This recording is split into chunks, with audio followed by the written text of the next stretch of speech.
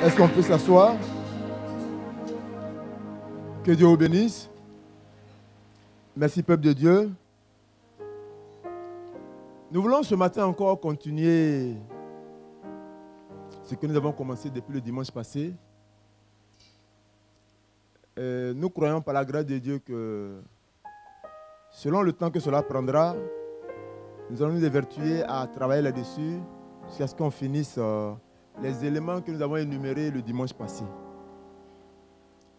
Nous parlions le dimanche passé, avec le thème que nous avons commencé, nous parlions de la relation, n'est-ce pas? La relation entre les humains, la relation chrétienne entre les chrétiens, de façon générale, la relation entre les humains et de façon particulière, la relation chrétienne entre les chrétiens. Et ce que nous avons énoncé, n'est-ce pas, le dimanche passé, c'est que nous avons dit que pour qu'une bonne relation existe, ou pour qu'une relation soit tissée, pour qu'une relation soit au beau fixe, il y a des éléments, n'est-ce pas, sur lesquels nous devons travailler. Si nous ne travaillons pas à ces éléments-là, il est évident que nous allons faire capoter la relation. Quel que soit le désir et quelle que soit la détermination que nous mettrons dans la relation, elle sera bousillée. Et nous avons dit pour cela que 5 éléments, n'est-ce pas, étaient des facteurs qui devaient participer, n'est-ce pas, à la mise en forme ou à la maintenance d'une relation chrétienne dans un milieu chrétien. Et ces éléments que nous avons énumérés, nous avons dit que ces éléments-là, que ce soit parmi les chrétiens, que ce soit parmi non les chrétiens, c'est des éléments qui doivent être des facteurs, qui doivent catalyser, n'est-ce pas, notre vie au quotidien, avec tout humain qui existe. Alléluia. Ainsi donc, dimanche passé, nous avons dit que de ces 5 éléments que je vais énumérer, nous avons touché un premier point. Nous avons dit que ces 5 éléments qui sont des facteurs qui catalysent la relation en milieu chrétien, on avait parlé de la confiance, premièrement. On avait dit que la confiance était l'élément le plus fragile dans la construction d'une relation. Le deuxième élément qu'on avait cité, on a cité le respect. On a cité le respect, on a dit que c'est le plus négligé. Le troisième élément qu'on avait cité, on a cité la compréhension. On a dit que la compréhension, c'est ce qui exige plus de temps, n'est-ce pas, dans la relation. On a dit aussi qu'il y a l'humilité. On a dit que l'humilité est le plus difficile à acquérir dans la construction d'une relation. Et nous sommes attardés sur un point qui était l'amour. Et on nous a dit que l'amour était le plus stable. Ainsi donc, dimanche passé, nous avons travaillé sur l'amour et nous avons dit que dans l'amour, il y avait 4 dimensions. Partant du test d'Éphésiens qui nous avait été donné, où on nous avait donné, n'est-ce pas, en Éphésiens 3, versets 18 à 19, où on nous avait présenté les 4 dimensions de l'amour, parlant de la largeur de l'amour, parlant de la longueur, parlant de la profondeur et parlant de la hauteur. Ainsi donc, on a dit que l'amour étant un des facteurs, non les moindres d'ailleurs, mais faisant partie des 5 éléments qu'il faille ou auxquels nous devons travailler pour rentabiliser nos relations. Parce qu'en effet, une relation vit lorsque ces éléments sont réunis. Mais elle meurt lorsque nous faisons fi de ces éléments. Quelle que soit l'onction qu'on aura, si nous ne faisons pas attention à ces éléments que nous énumérons, la relation va mourir, même avec toute ta puissance. Ce matin, donc, je voudrais, par la grâce de Dieu, continuer dans cette pensée parce que nous avons cité 5 éléments sur lesquels nous avons travaillé chaque dimanche. Et ce matin, je voudrais parler de celui du respect. Le respect. Il a été dit que c'est le plus négligé. Le respect. Le respect est un élément important dans la construction d'une relation. Qu'elle soit chrétienne, qu'elle ne soit pas chrétienne. Si dans une relation, il n'y a pas de respect, la relation ne peut pas vivre. S'il n'y a pas de sincérité dans la relation du respect, elle va peut-être juste exister le temps du semblant que vous allez faire quand vous vous voyez. Mais dès que vous faites dos, ça va sécher. Ce matin, je voudrais donc, par la grâce de Dieu, parler du respect. 1 Pierre, chapitre 2, verset 17. Lorsqu'on parle du respect, on parle de l'honneur. Quand on parle du respect, c'est l'honneur. Quand on dit honore ton père, c'est-à-dire respecte ton père. Quand on dit honore Dieu, c'est-à-dire respecte Dieu. Donc respecter quelqu'un, c'est l'honorer. Alléluia. Et 1 Pierre nous dit, 1 Pierre 2, nous dit ce matin, à son verset 17, pour nos tests de base, la Bible dit, honorez tout le monde, aimez les frères, craignez Dieu, honorez le roi. Amen. En d'autres termes, on dira, respectez tout le monde, aimez les frères, craignez Dieu et respectez le roi. Amen.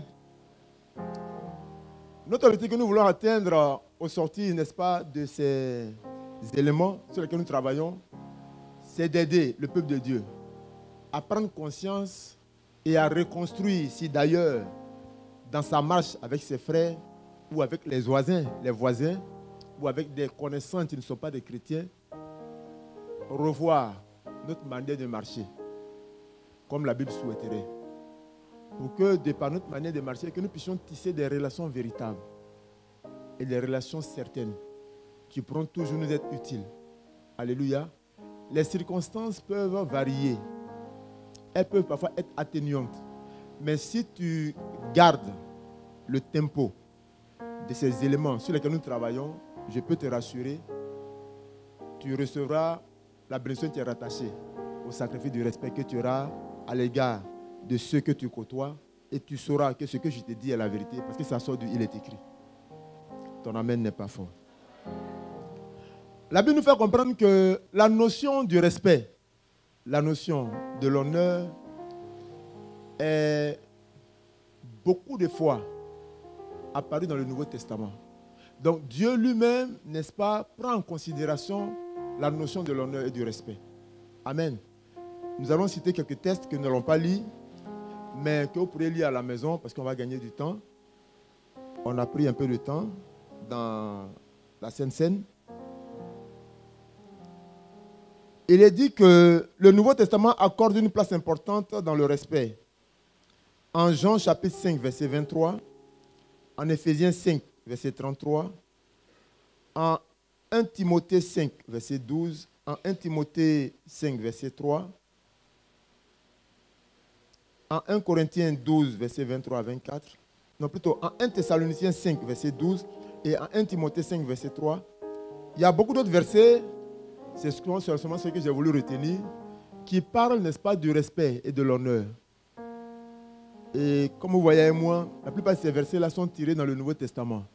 Comme pour dire que le respect a une place très importante dans la notion que Dieu nous a laissée par le biais de Jésus-Christ et transmis par les apôtres. Et qui sont dans le « Il est écrit » qui aujourd'hui nous donne donc de réaliser que si cela a été énuméré, donc nous devons donc prendre garde et y travailler pour améliorer, n'est-ce pas, notre qualité de relation avec les humains. Amen. Ce matin, comme je l'ai dit, le respect donc va donc être, les docteurs diront, disséqué. Mais je dirais, nous sera présenté. Pour que chacun de nous puisse voir au travers de sa vie, est-ce qu'il travaillait à cela dans sa relation avec les autres?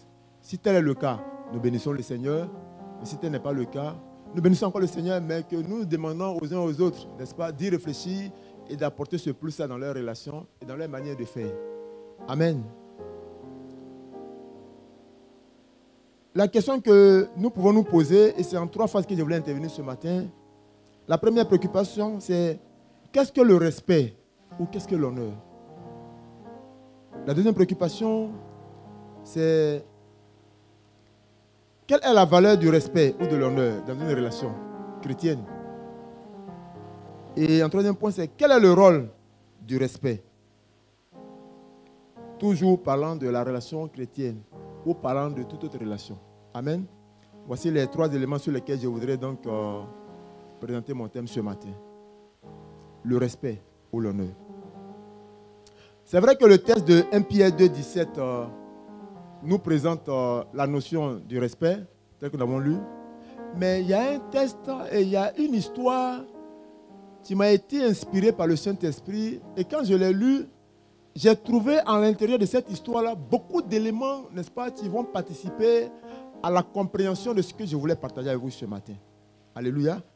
Nous allons aller, avant que je ne revienne à l'explication de qu'est-ce que le respect ou l'honneur, je veux donc que nous allions au texte de 1 Samuel, chapitre 25, et nous allons faire une très grande lecture. Après, nous allons revenir au travers de notre texte. 1 Samuel, chapitre 25.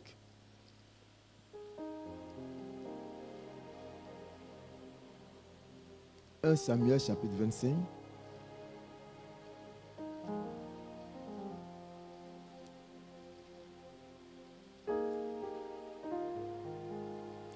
C'est une longue lecture. Je vais me faire aider. Si on peut me préparer un micro pour que quelqu'un m'aide après.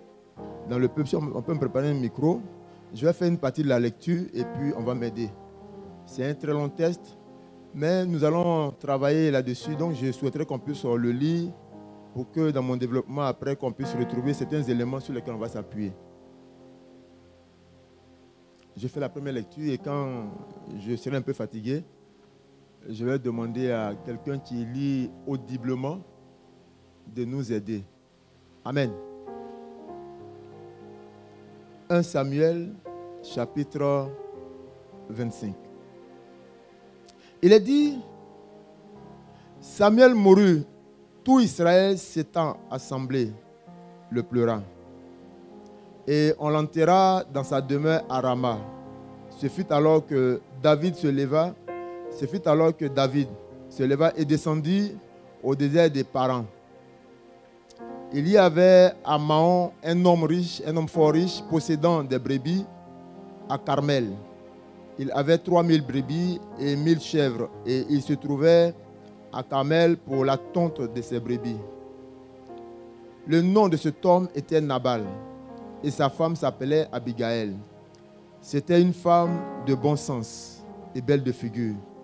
Mais l'homme était dur et méchant dans ses actions. Il descendait de Caleb. David apprit au désert que Nabal tondait ses brebis. Il envoya vers lui 10 jeunes gens, auxquels il dit, « Montez à Carmel et allez auprès de Nabal. Vous le saluerez en mon nom, et vous lui parlerez ainsi. Pour la vie, sois en paix, et que la paix soit avec ta maison et tout ce qui t'appartient. Et maintenant, j'ai appris que tu as les tondeurs. Or, tes bergers ont été avec nous. Nous ne leur avons fait aucun outrage et rien ne leur a été enlevé pendant tout le temps qu'ils ont été à Carmel. Demande-le à tes serviteurs et ils te le diront. Que ces jeunes gens trouvent donc grâce à tes yeux, puisque nous venons dans un jour de joie. Donne donc, je te prie, à tes serviteurs et à ton fils David, ce qui se trouvera sous ta main. Lorsque les gens de David furent arrivés, ils répétèrent à Nabal toutes ces paroles au nom de David. Puis ils se turent. Verset 10. Nabal répondit aux serviteurs de David, « Qui est David et qui est le fils d'Isaïe? Il y a aujourd'hui beaucoup de serviteurs qui s'échappent de près de leur maître. Et je prendrai mon pain, mon eau et mon bétail que j'ai tué pour mes tondeurs et je les donnerai à des gens qui sont je ne sais d'où. » Les gens de David rebroussèrent chemin et ils s'en retournaient et dirent à leur arrivée toutes ces paroles à David. Verset 13. Alors David dit à ces gens, « Que chacun de vous saigne son épée Et ils ceignirent chacun leur épée. David aussi ceignit son épée. Et environ 400 hommes montaient à sa suite. Il en resta 200 près des bagages. Un des serviteurs de Nabal vint dire à Abigail, sa femme, femme de Nabal, voici David a envoyé au désert des messagers pour saluer notre maître, qui les a rudoyés. Et pourtant, ces gens ont été très bons pour nous. Ils ne nous ont fait aucun outrage. Et rien ne nous a été enlevé tout le temps que nous avons été avec eux lorsque nous étions dans les champs. Ils nous ont mis, ils nous ont nuit et jour servi des murailles. Tout le temps que nous avons été avec eux, faisant paître les troupeaux. Sache maintenant et vois ce que tu as à faire, car la perte de notre maître et de toute sa maison est résolue. Et il est si méchant qu'on ose lui parler. Verset 18. Abigail prit aussitôt 200 pains, 200 outres de vin, 5 pièces de bétail apprêtées, 5 mesures de grains rôtis, 100 masses de raisins secs et 200 figues sèches. Elle les mit sur les ânes. Et elle dit à ses serviteurs, passez devant moi, je vais vous suivre. Elle ne dit rien à Nabal, son mari. Montée sur un âne, elle descendit la montagne par un chemin couvert. Et voici, David et ses gens descendaient en face d'elle, en sorte qu'elle les rencontra. David avait dit, c'est bien en vain que j'ai gardé tout cet homme. Il dit, c'est bien en vain que j'ai gardé tout ce que cet homme a dans le désert et que rien n'a été enlevé de tout ce qu'il possède. Il m'a rendu le mal pour le mal. Que Dieu traite son serviteur David dans toute sa rigueur si je laisse subsister jusqu'à la lumière du matin qui que ce soit de tout ce qui appartient à Nabal. Lorsque Abigail aperçut David, elle descendit rapidement de l'âne, tomba sur sa face en présence de David et se prosterna contre terre. Puis, se jetant à ses pieds, elle dit, à moi la faute, mon Seigneur. Permets à ta servante de parler à tes oreilles et écoute les paroles de ta servante. Que mon Seigneur ne prenne pas garde à ce méchant homme, à Nabal, car il est comme son nom. Nabal est son nom. Et il y a celui de la folie. Et moi, ta servante, je n'ai pas vu les gens que mon Seigneur a envoyés. Maintenant, mon Seigneur, aussi vrai que l'Éternel est vivant et que ton âme est vivante, c'est l'Éternel qui t'a empêché de répandre le sang et qui a retenu ta main. Que tes ennemis, que ceux qui veulent du mal à mon Seigneur soient comme Nabal. Verset 27. Accepte ce présent que ta servante apporte à mon Seigneur et qu'il soit distribué aux gens qui marchent à la suite de mon Seigneur. Pardonne, je te prie, la faute de ta servante, car l'Éternel fera à mon Seigneur une maison stable.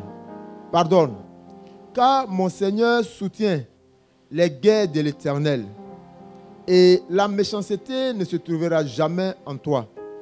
S'il s'élève quelqu'un qui te poursuive et qui en veuille à ta vie, l'âme de mon Seigneur sera liée dans le faisceau des vivants auprès de l'Éternel, ton Dieu. Et il lancera du creux de la fronde l'âme de tes ennemis. Lorsque l'Éternel aura fait à mon Seigneur tout le bien qui t'a annoncé et qui t'aura établi chef sur Israël, mon Seigneur n'aura ni remords ni souffrance de cœur pour avoir répandu le sang inutilement et pour s'être vengé lui-même. Et lorsque l'Éternel aura fait du bien à mon Seigneur, souviens-toi de ta servante. Verset 32. David dit à Abigail, béni soit l'Éternel, le Dieu d'Israël, qui t'a envoyé aujourd'hui à ma rencontre. Béni soit ton bon sens et béni sois-tu, toi qui m'as empêché en ce jour de répandre le sang et qui a retenu ma main. Mais l'Éternel, le Dieu d'Israël, qui m'a empêché de te faire du mal, est vivant. Et si tu n'étais hâté de venir au-devant de moi, je ne serais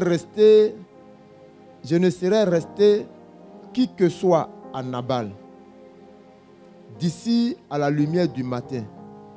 Et David prit de la main d'Abigaël ce qu'elle lui avait apporté et lui dit, monte en paix dans ta maison. Vois, j'ai écouté ta voix et je t'ai favorablement accueilli. Au verset 36, Abigaël arriva auprès de Nabal et voici, il faisait dans sa maison un festin comme un festin de roi. Il avait le cœur joyeux et il était complètement dans l'ivresse. Elle ne lui dit aucune chose, petite ou grande, jusqu'à la lumière du matin.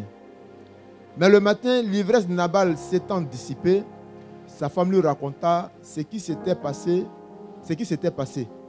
Le cœur de Nabal reçut un coup mortel et devint comme une pierre. Environ 10 jours après, l'Éternel frappa Nabal et il mourut. David a appris que Nabal était mort et il dit, béni soit l'Éternel qui a défendu ma cause dans l'outrage que m'a fait Nabal et qui a empêché son serviteur de faire le mal. L'Éternel a fait retomber la méchanceté de Nabal sur sa tête. David envoya proposer à Abigaël de devenir sa femme. Les serviteurs de David arrivaient chez Abigaël à Carmel et lui parlaient ainsi. David nous a envoyés vers toi afin de te prendre pour femme. Elle se leva, se prosterna le visage contre terre et dit, voici ta servante sera une esclave pour laver les pieds des serviteurs de mon Seigneur. Et aussitôt Abigaël partit monter sur un âne et accompagnée de 5 jeunes filles, elle suivit les messagers de David et elle devint sa femme. David avait aussi pris et elle devint sa femme. Je pense qu'on va s'arrêter au verset 42 comme je l'ai dit. Donc je reprends. Et aussitôt, Abigaël partit monter sur un âne et accompagnée de 5 jeunes filles, elle suivit les messagers de David et elle devint sa femme. Amen. Amen. Ça a été long. J'ai souffert dans la lecture, comme vous l'avez constaté. Mais je me réjouis de ce que je suis arrivé jusqu'au bout de ma lecture. Parce que vous m'avez soutenu dans la prière. Je voyais les intercesseurs en train de parler en langue là-bas. Pour dire, Seigneur, fortifie le Père. Amen, amen. Pourquoi j'ai fait cette longue lecture? Parce que dans cette lecture, beaucoup d'éléments vont donc nous être utiles dans l'approche que nous voulons faire parlant de notre thème de ce matin. Le respect. Alléluia. Ainsi donc, comme définition qui m'a été donnée par le dictionnaire, parlant de qu'est-ce que le respect ou l'honneur, il m'a été dit que c'est un sentiment de considération envers quelqu'un. Alléluia.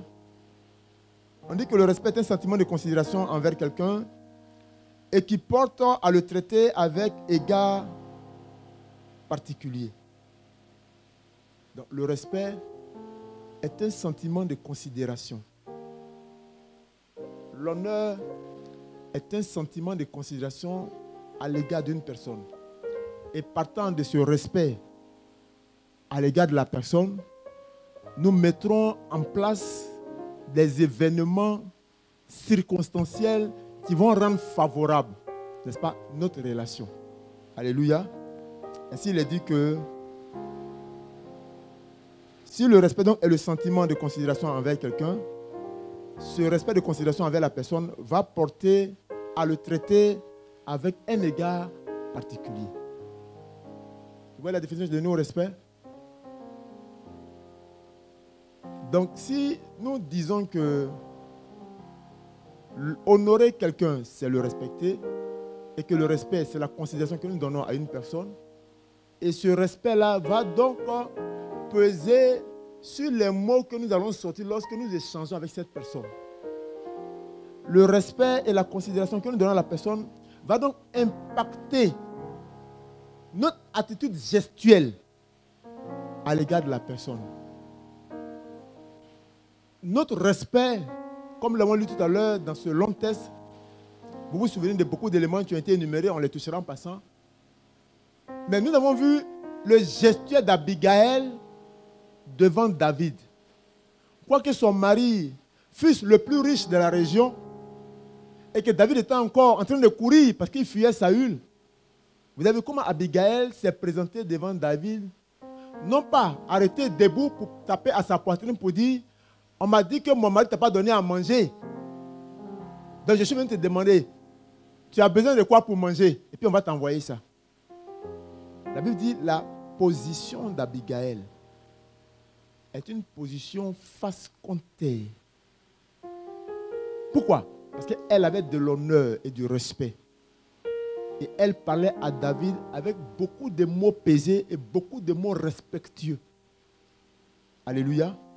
Nous en reviendrons tout à l'heure. Pour le moment, je suis dans la définition du dictionnaire et je continue mes propos. Je suis donc allé rester pour rechercher respecter c'est quoi? Ou bien respecter une personne, qu'est-ce qu'on peut encore dire de cela? On m'a dit que respecter une personne, c'est lui montrer ce qu'elle est. Donc, respecter quelqu'un, c'est lui montrer ce qu'elle est. Donc, ta prédisposition à l'égard d'une personne dans vos échanges, si le respect est dans ton langage, tu vas lui montrer ce qu'elle est dans votre relation. Vous voyez comment c'est profond? Donc, bâtir une relation demande beaucoup de sacrifices. Bâtir une relation. Une relation ne sort pas du ciel, ne tombe pas du ciel comme ça. Une relation ne sort pas de terre comme ça. Non. Une relation se construit. On paye le prix dans une relation. Il y a de la douleur dans une relation. Il y a de la joie par moment, mais il y a plus de douleur dans une relation. Mais parce qu'on veut que la relation vive comme un bébé. Un bébé quand il naît. Beaucoup parmi vous n'ont pas encore fait d'enfants, mais j'ose croire que beaucoup parmi vous ont vu des enfants naître dans la maison de leur père. Ils ont été témoins de la présence d'un nouveau-né dans la maison. Parfois, on ne dort pas dans la maison. Et il n'y a personne pour parler. Ils crient waouh, waouh, waouh, waouh, waouh, waouh, waouh, waouh, des minutes à 4 heures. Et toute la maison est sur un pied. Et parfois, le père il oblige quitter la chambre conjugale. Parce qu'il ne peut rien dire. Et puis, il va dans la chambre des enfants. Parce que l'autorité est en train de faire manifester son royaume. Elle est en train de manifester son autorité dans la chambre. Waouh, waouh, waouh, waouh, waouh, waouh. Nye, nye, nye, nye, nye. Parce que c'est un enfant. Et parce qu'on veut qu'il n'a qu'à vivre, on ne le frappe pas. Si tu frappes un bébé de 3 jours, on va dire que tu es fou. Si tu ne pèses pas ta langue et que tu parles comme tu veux, à qui tu veux, comme tu veux, où tu veux, quand tu veux, tu es en train de tuer la relation entre toi et puis l'homme. Où est la personne? Tu n'es pas en train de montrer ta bravoure. Tu es en train de montrer ton incapacité d'existence dans un environnement des hommes matures. Tu es en train de montrer, n'est-ce pas, ta misère. Tu es en train de faire dégager, n'est-ce pas, ta substance vitale qui est à -0. Parce que tu n'as pas d'éducation. Je ne le dis pas pour choquer. Je vais attester cela par un propos.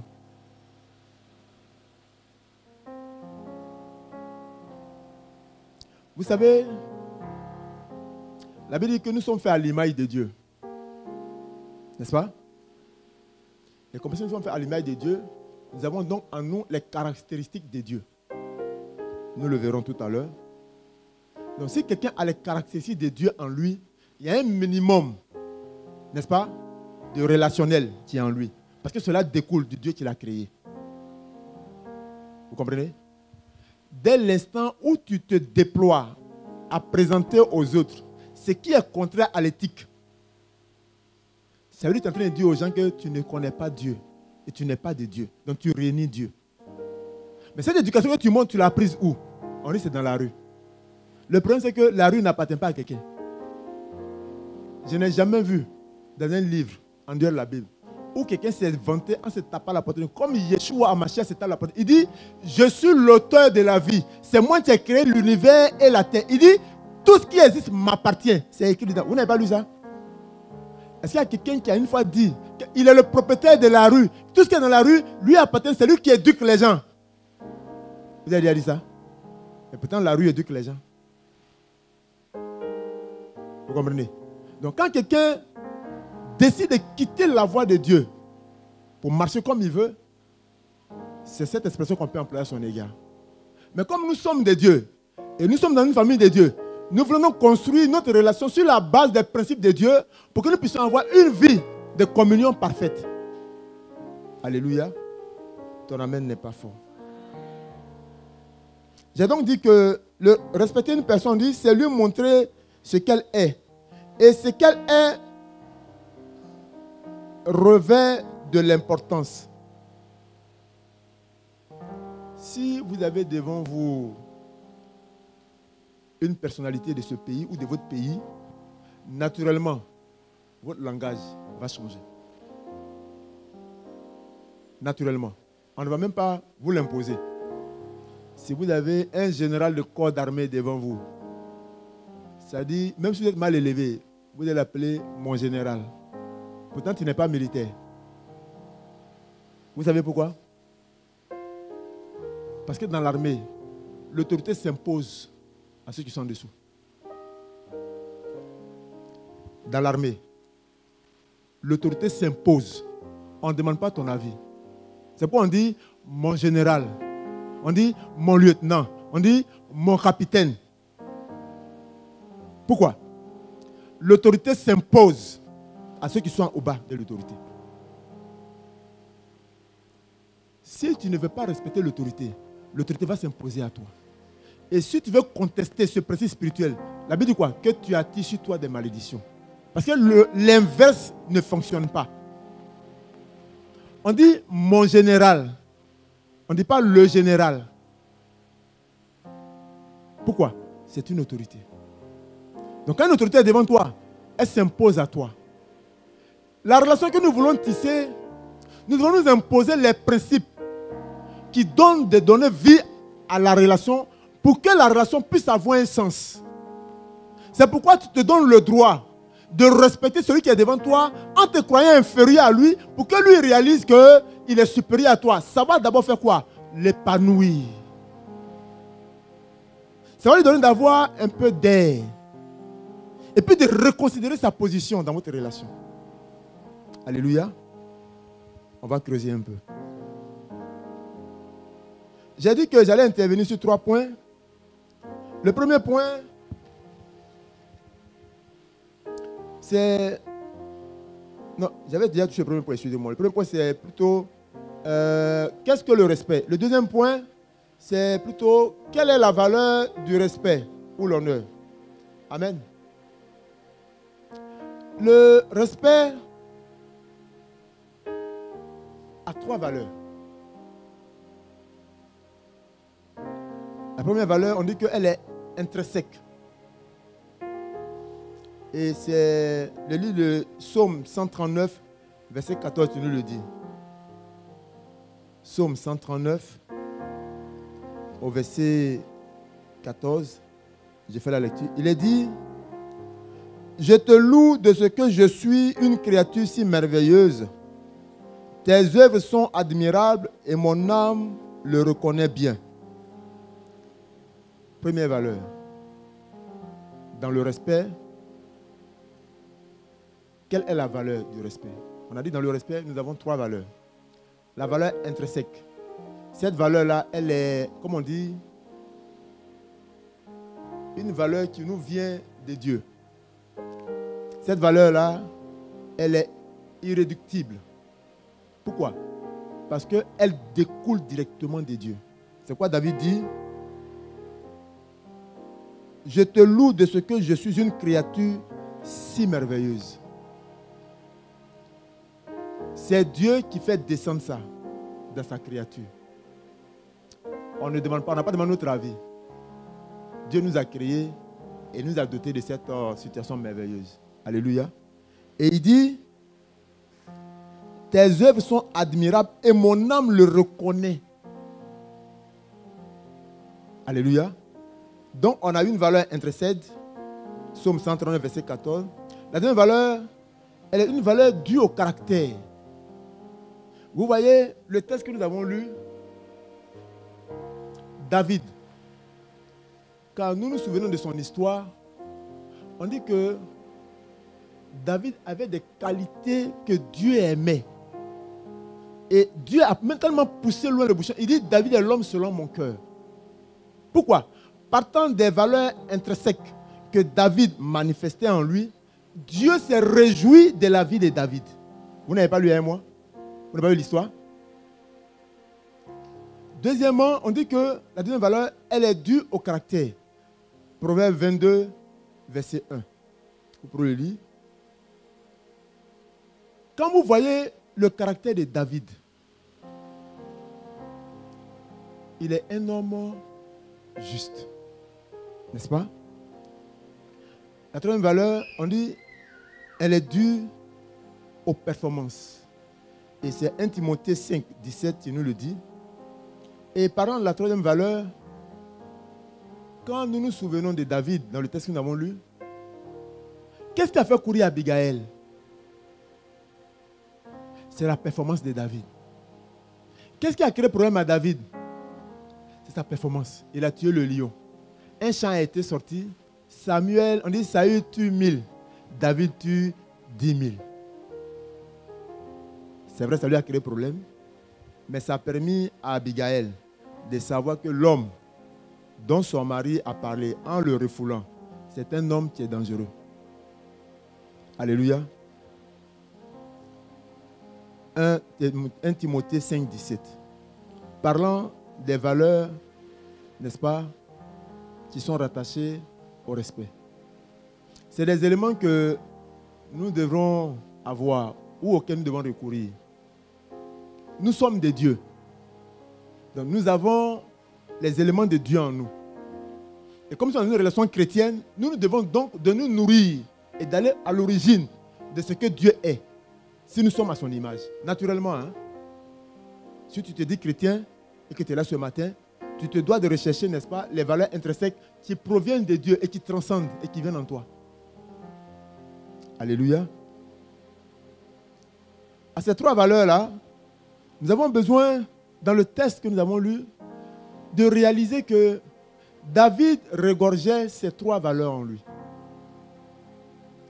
David ne faisait rien s'il ne consultait pas l'Éternel. Et quand David s'était vanté de ses mérites par sa bravoure, et que quand Dieu a frappé, la Bible dit quoi? David s'est repenti. Et il s'est souvenu que c'est Dieu qui est tout, et que lui, il n'est rien. Parfois, nous sommes dans les relations avec des frères en Christ, et nous les rabaissons, nous les humilions, nous leur faisons des choses que même les païens ne peuvent pas faire. Même les païens. Même les païens. L'amitié avec les païens, allez les voir. Et ils sont sincères dans leur amitié. C'est-à-dire, leur sincérité, c'est de se tromper les uns les autres. Et ils sont très sincères. On va dire, il a détourné mon argent. On dit, c'est un païen. Il a bien fait. Il a cherché ma femme. C'est un païen. Il a bien fait. On dit, ils sont en train de se bagarrer. C'était des amis. On dit, mais c'est normal. Leur code de vie, c'est régi par ce caractère que nous voyons. Mais quand on dit d'un chrétien, on dit, il a détourné l'argent. On dit, ah, mais c'est un chrétien. Oui, ça choque les autres. Pourquoi? Parce que dans nos valeurs, cela ne figure pas. Naturellement. Amen. Que nous regardions à ces valeurs pour que Dieu nous aide. On va aller rapidement. Le texte de 1 Samuel 25, pourquoi j'ai dit qu'il est riche dans le principe de respect?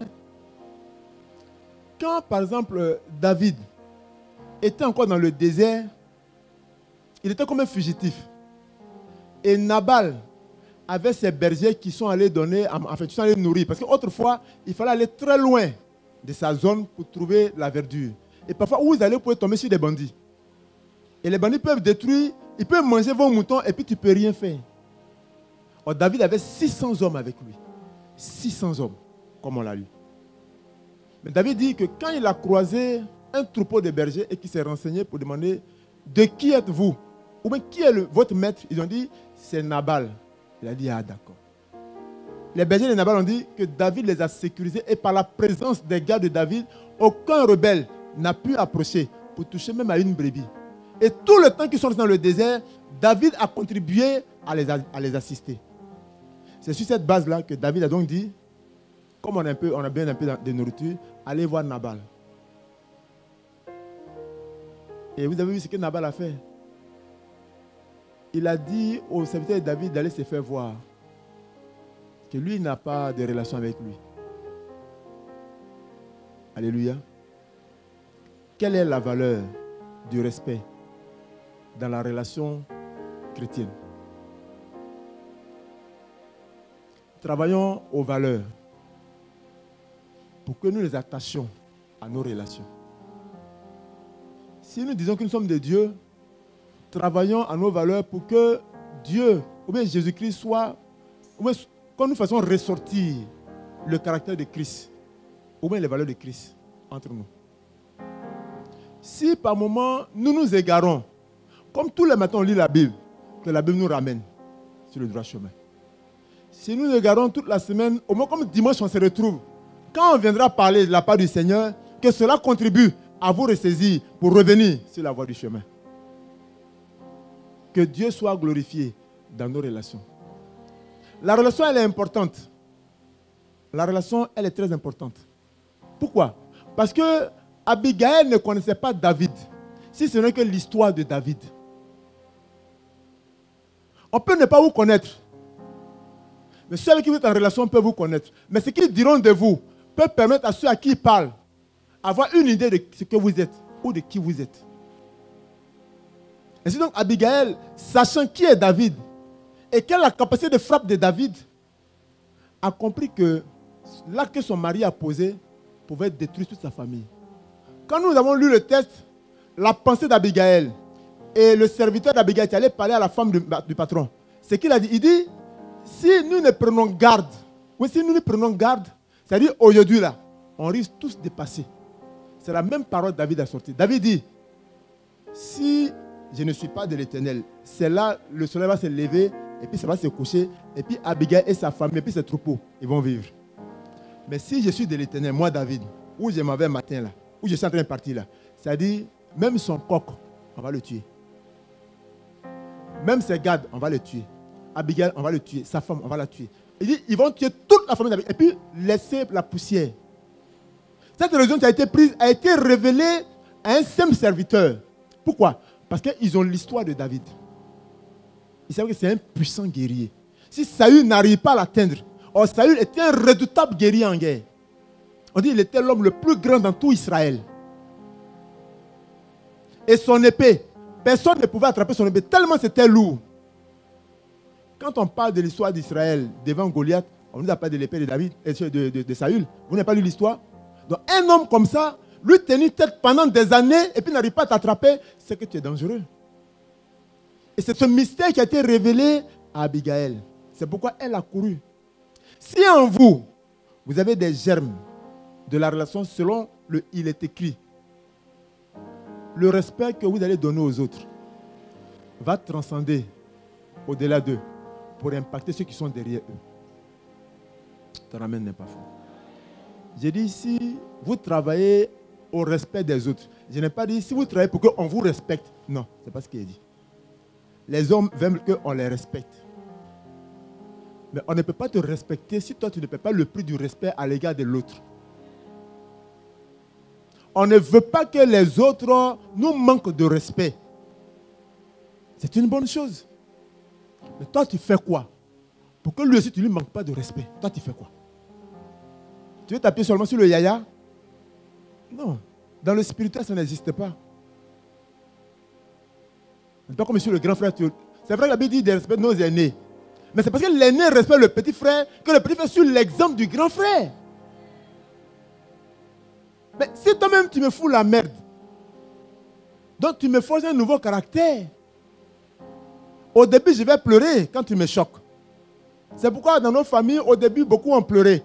Aujourd'hui, c'est eux qui font pleurer les autres. Parce qu'ils ont développé le caractère qu'on leur a enseigné. Point oui, point non, bam, c'est ta tête. Ça ne va pas chez toi là-bas, va là-bas. 10 ans, 12 ans, va là-bas. Ça ne va pas chez toi, non? Regarde-moi ce cuillon là. Qu'elle atteint 15 ans et ça en fait karaté. Tu ne le vois pas encore venir. À 17 ans, il ne ressemble à rien. Mais quand tu pars dans la chambre, tu attends sa voix depuis le salon. Et il te dit, je m'en fous de toi. Et puis tu dis, tu sais à qui tu parles? Il dit, je m'en fous de toi. Toi, tu n'as pas encore fait entraînement. Parce que tu continues ton droit d'aînesse. Lui, il a fait entraînement. Parce que tu l'as mis dans un camp difficile dont il s'est forgé un caractère. À l'expression de ce que tu manifestes. Le problème, c'est que tu ne sais pas où il est arrivé. Et un matin, il te fait une prise au salon. Où il te fait tomber sur la chaise en bois du vieux. La plus dure. C'est là que tu réalises que l'enfant est devenu dangereux. Mais tu ne vas pas voir ta contribution dans la transformation. Tu vas dire qu'il est devenu mal élevé parce qu'il a été mal éduqué. Mais attends, il a appris ça auprès de qui? Le respect va donc aider le peuple de Dieu. Si tu respectes quelqu'un, même s'il est mal élevé, il va fournir des efforts quand il s'agit de toi. Même s'il est mal élevé. Même si par moment il dévie, même s'il dégaine par moment, mais ta réaction et ta manière de le reprendre, c'est-à-dire par moment, il va faire attention. Parfois, il peut même revenir pour dire, ah grand frère, monsieur, pardon, je sais que j'ai mal fait tout à l'heure là, ou bien hier j'ai mal fait, mais comme il y a trop d'hommes là, j'ai eu honte et puis il a fait ça. Tu dis non, c'est pas grave, c'est pas grave. Ça t'a fait mal. Parce que tu veux l'aider à construire. On construit une relation. David a construit sa relation. Le texte qu'on a lu, quand on parle de l'histoire de David, on dit il a souffert quand Saül le cherchait. On dit David a souffert. Il partait de lieu en lieu. Il y avait plus de 600 soldats. Il pouvait se battre avec Saül, mais il dit, comme c'est Dieu qui l'a oint. Alléluia. Je vais parler en troisième point. Quel est le rôle du respect ou de l'honneur dans une relation? Et je vais finir par l'attitude que Abigail a eue à son égard. Il est dit que le respect nous permet de bien construire nos relations avec les autres. Le respect valorise, n'est-ce pas, l'autre et le pousse à donner le meilleur de lui-même dans la relation. Il est dit que le manque de respect dévalorise l'autre et l'empêche de faire mieux. Et il finit par se conformer, n'est-ce pas, à l'opinion qu'on semble avoir de lui. Alléluia. Dans le texte que nous avons lu, en 1 Samuel 25, tout le chapitre, pour le troisième point, quel est le rôle du respect? Vous avez vu quand Abigail est arrivée devant David, David dit, elle s'est couchée. Mais avant qu'elle n'arrive devant David, elle a fait avancer ses serviteurs avec de la nourriture en abondance. Et quand elle est arrivée, elle a parlé à David comme si David était un roi. Elle dit, mon Seigneur. Pourtant, David n'était pas roi. Parfois, les gens disent aux gens ici, Yaya, ou bien Ya. Et puis tu sens que le Ya là, c'est forcé. Tu sais qu'il dit le Ya parce qu'il a oublié de dire le Ya. Sinon lui-même là, s'il pouvait enlever le Ya là, il a mis au-dessus devant. Oui, Ya, comment tu vas? Quand même. C'est vrai que Yaya veut dire grand frère ou grande soeur, mais la manière de le dire montre qu'il y a du respect dans ce que tu dis. La manière de te présenter par le gestuel va déterminer est-ce que ton Yaya dont tu parles là, est-ce que c'est sincère? Il y en a qui ont fini par prendre Yaya là, comme le prénom des grands frères que vous êtes ici là. C'est parce qu'il n'y a pas autre nom qu'ils appellent Yaya. Yaya, comment tu vas? C'est juste pour te dire c'est ton nom. En fait, c'est une expression pour dire non que c'est l'aîné qui est là. Donc il doit y avoir beaucoup de respect dans le gestuel et dans le langage. Abigail arrive donc devant David. Elle dit à David que tu es mon Seigneur. Ne regarde pas la folie de cet homme insensé. C'est parce que je n'ai pas été informé. Mets sa faute sur ma tête et aie compassion de ta servante. Voici la nourriture. Je te prie. La Bible dit, sa face, elle regarde la terre. On n'a pas dit qu'elle regarde dans ses yeux. Nos enfants le disent, te parlent. Et puis, c'est-à-dire, il peut soulever tes yeux comme ça pour regarder à l'intérieur. Tellement il te manque du respect. Quand je suis arrivé ici, au Sénégal, par le biais de certaines personnes que j'ai côtoyées, je me renseignais pour dire comment est-ce qu'on peut parler à un aîné si on veut lui prêcher l'évangile. Je posais beaucoup de questions à un homme de Dieu sénégalais. Il m'a dit, dans leur pratique, un moins âgé ne regarde pas dans les yeux d'un aîné pour lui parler.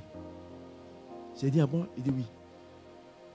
Si ton père parle, tu ne le regardes pas dans les yeux pour répondre. J'ai dit, ah bon? Il dit oui. Quand l'aîné parle, on détourne le regard et puis on l'écoute. C'est un signe de respect.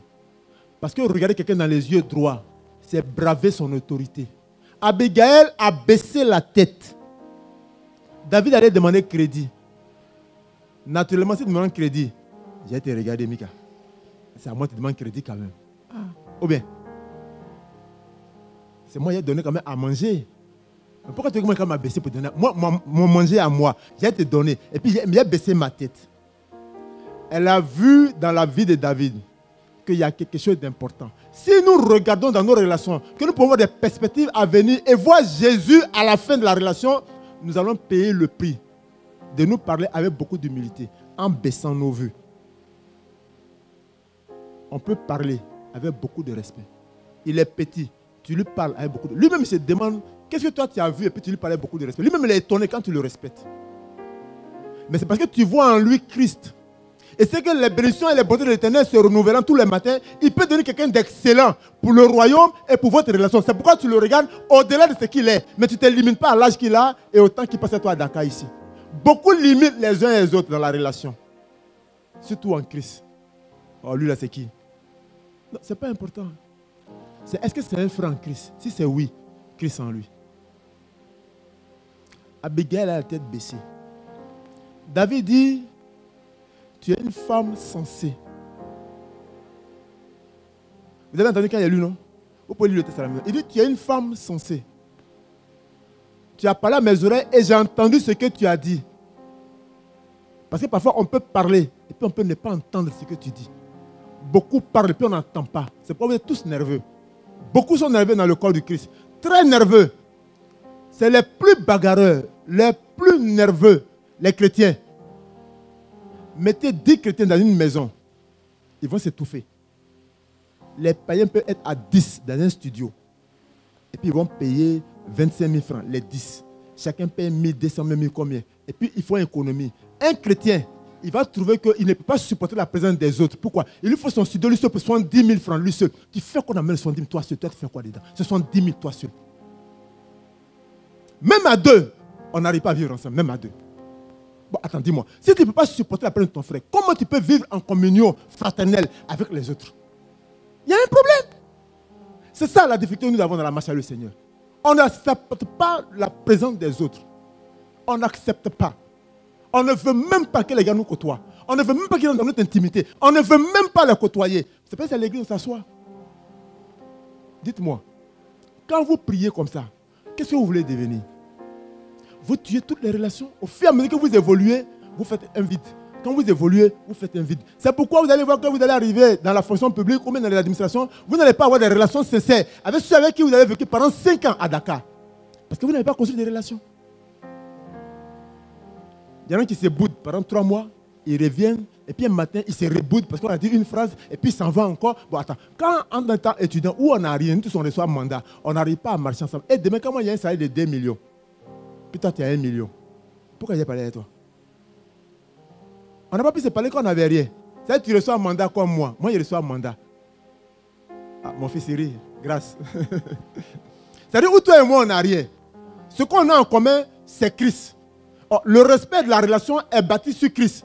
Si toi et moi, on n'a pas pu se comprendre, où on n'a rien, bon, dis-moi, où j'ai 1 500 000 avec une voiture de service, et puis un gars de corps qui est en armes, où je suis très souvent à la présidence, donc tu me vois à la télévision.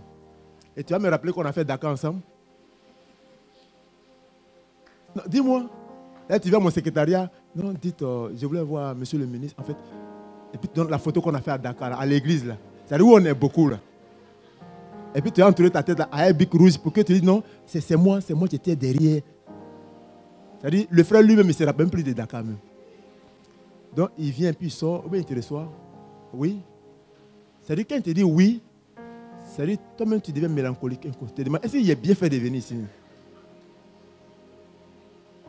C'est-à-dire, si ce petit frère, ton âme sera en paix. Mais quand il dit oui, tu connais où il va être toi? C'est pour dire, la photo, là, on va plus te la rendre. On va dire à la secrétaire, il faut déchirer ça. C'est pas que tu as ça qui est venu à son bureau. C'est pas que tu as la photo, tu te prends pour dire aux gens que tu as fréquenté avec lui, non. Ils vont bloquer la photo pour déchirer ça. Parce que tu n'as pas bâti la relation. Comment tu peux faire 5 ans à Dakar et tu as un seul camarade, même pas ami, tu as un seul camarade. 5 ans à Dakar et tu as un seul camarade. Une église de plus de 200 membres, tu as un seul frère. Quand il dit c'est la sorcellerie, on dit j'aime pas les sorcelleries. Ça, on va appeler ça comment? Abigail a su parler à David. Elle dit, mon Seigneur, ne regarde pas la folie de mon mari Nabal. C'est un homme insensé. Si tu veux le suivre, lui là, il va gâter ton nom. Le sang inutile sera sur ta main. Laisse, moi je m'en charge. Considère que c'est moi, je me suis mal comporté. Et puis je suis venu demander pardon. S'il te plaît, reçois mes présents. Ne tiens plus compte de ce qu'il a fait. David dit, tu es une femme sage. Toi, tu es une femme sage. Le respect qu'Abigail a eu à l'égard de David a tellement marqué David que quand David a appris qu'on dit Nabal est mort, il a fait quoi? Il a fait quoi? Oh, parlez fort. Il a fait quoi? Vous n'avez pas lu, vous n'avez pas écouté. Il a dit, allez la prendre, elle n'a qu'à venir. Il n'a pas demandé, est-ce que tu veux de moi? Quand on a lu, c'est pas ce qu'il a dit. Hein? Il n'a pas dit, allez demander à Abigail, est-ce qu'elle veut être ma femme? Non. Il dit, allez dire à Abigail que j'ai appris que son mari est mort. Elle n'a qu'à venir avec vous.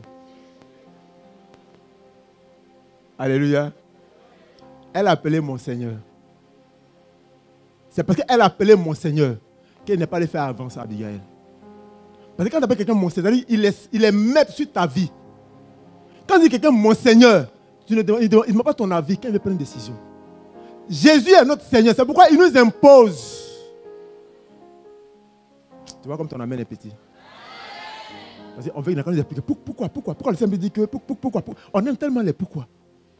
On dit, je vais peut-être exagérer. Peut-être qu'Abigail est en train de préparer la sauce sakasaka avec un bâton de manioc.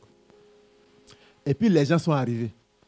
Ou bien les 3 pièces étaient prêtes dans la 2e pièce. Et puis les gens sont arrivés.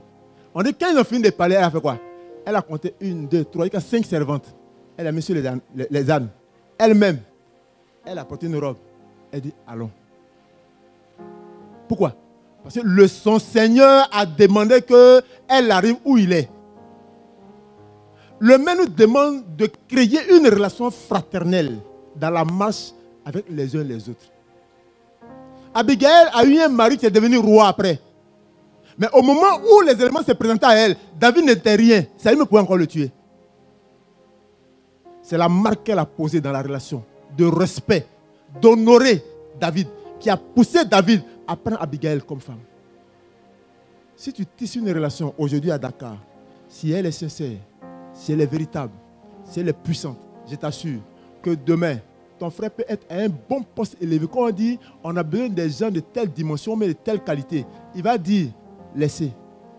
Il prend juste son téléphone. Allô, homme frère. Chère soeur, c'est comment? Oui, je suis là. Oui, mais tu m'avais dit que tu étais où là? Non, je suis dans une banque où on dit, bon, est-ce que tu es sur le Dakar? Ou bien tu es où? Tu es à Londres actuellement? Bon, prends-moi l'avion demain matin. Prends-moi l'avion. Les bagages que tu as là-bas, il faut laisser. Laisse les bagages là-bas. Viens seul. Quand tu viens, il dit, on était en conseil. On parlait avec notre PDG. Il a ouvert une porte. J'ai frappé. J'ai déjà mis ton nom là-bas. Et puis c'est clos. Tu vas prendre fonction demain. Pour tes frais d'installation, c'est 5 millions. Comment on appelle ça?